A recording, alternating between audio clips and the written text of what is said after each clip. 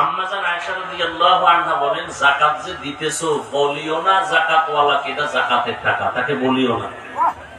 আর আমরা কি লাগাইছি, দোকানওয়ালারা সাইনবোর্ড লাগাইছে এখানে অল্প টাকায় যাকাতের কাপড় পাওয়া যায়। তার মানে কোম্পানি এর থেকে আর নিষ্ঠা দুর্বল থার্ড ক্লাসের কাপড় আর বানায় না। কেমন কাপড়? On time, on time, on test, একবার পড়লে সদরঘাট। তাহলে মানুষকে দেখায় দেয় না যাকাত। হ্যাঁ, যাকাতের হক আদায় হবে, কিন্তু আল্লাহর কাছে ফজিলত পাবে না। যাকাত দিবে ধনী, পাবে কে? গরিব। গরিব যে যাকাতটা পাবে এটার মালিক গরিব।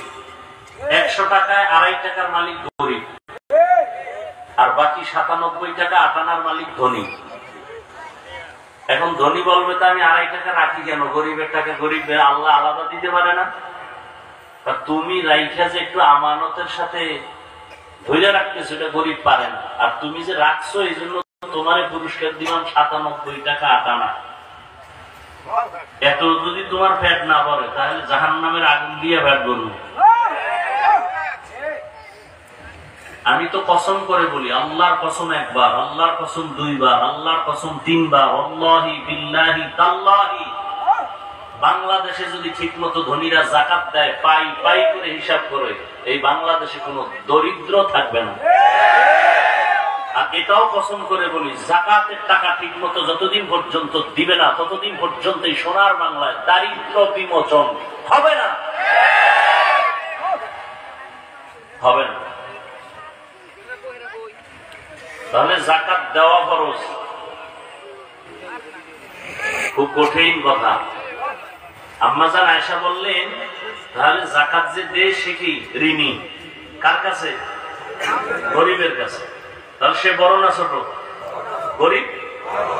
তাহলে যে পাওনাদার সে টাকা নিবে, সে টাকা নিবে। যদি হাত নিচে থাকে তাহলে সে হলো দুর্বল।